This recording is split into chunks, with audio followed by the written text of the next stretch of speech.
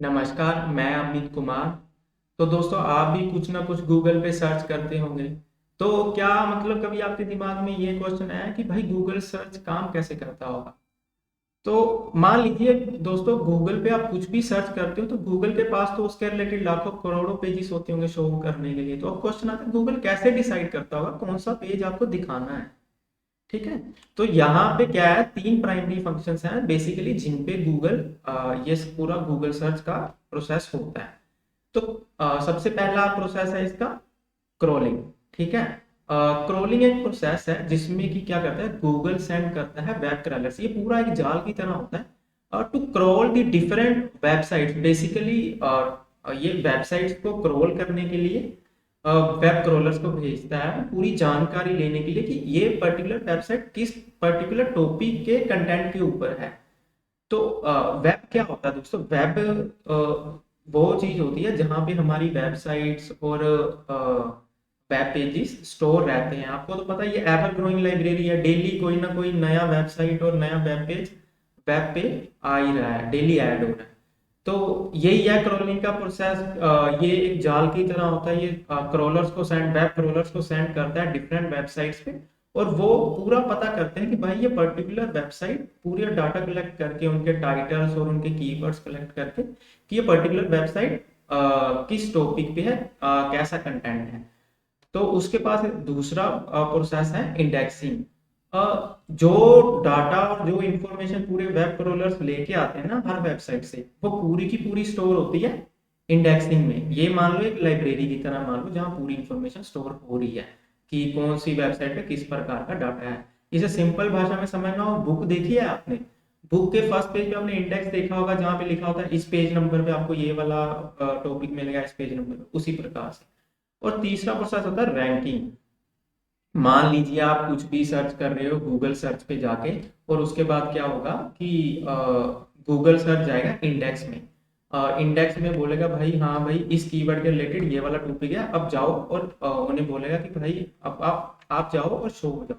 तो वो जो ऑर्डर शो होता है ना, सर्च पे शो होता है, वो रैंकिंग होती है बेसिकली रेलेवेंसी के अकॉर्डिंग। तो कि आपने जो सर्च किया उसके रिलेटेड कौन सा मोस्ट रेलेवेंट है, तो उसी अकॉर्डिंग वो रैंकिंग होती है। ठीक है, ये तीन टर्म्स आपको क्लियर होगी होंगी।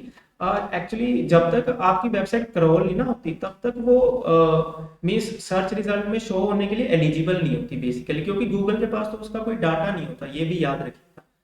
तो अब मान लीजिए एग्जांपल के साथ समझते हैं। ऐसे जब आप कुछ भी सर्च करते हो तो गूगल सबसे पहले ये देखता है कि आप क्या सर्च कर रहे हो, इंटेंट समझता है। कभी कभी हम हिंदी में भी लिख देते हैं कुछ भी, कोई टॉपिक, तो इंटेंट से बेसिकली समझने का मतलब कि भाई आप क्या इंटेंट है आपका, उससे लैंग्वेज से भी लेना देना थोड़ा सा हो जाता है।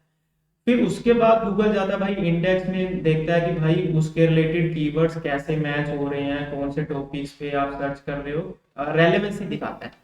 तो अब आपको वो शो कर देता है, पूरी लिस्ट शो कर देता है। तो वो जो लिस्ट शो होती है ना आपके कीवर्ड्स, कीवर्ड्स बेसिकली वो सर्च क्वेरीज जो आप सर्च करते हो जब गूगल की वो आप सर्च बार में डालते हो ना कुछ भी, वो वाला। तो जोन सा कंटेंट आपके पूरा मोस्ट रेलेवेंट होगा वो शो होगा नंबर वन पोजीशन पे।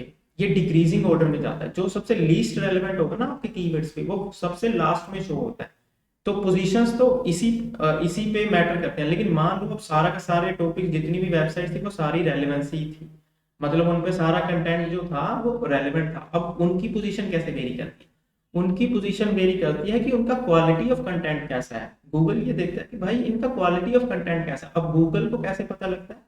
गूगल को पता लगता है, यहाँ पे टर्म होती है बैक लिंकिंग। मान लीजिए आपका कोई ब्लॉग है, मान लीजिए आपका फिटनेस ब्लॉग है, अब 10 बंदे और भी ब्लॉग लिख रहे हैं, वो आपको रेफर कर रहे हैं, बैक लिंक कर रहे हैं। बेसिकली बैक लिंक का मतलब रेफरेंस, कि वो रेफर कर रहे हैं कि जाइए यहाँ पे भी आप पढ़ सकते हैं, अगर आपको और जानकारी चाहिए या आपको रेफरेंस मिल रहा है। तो गूगल सोचता है भाई यहाँ पे इस वेबसाइट को तो बड़े बैक लिंक्स आ रहे हैं, तो क्वालिटी में तो दम होगा ही।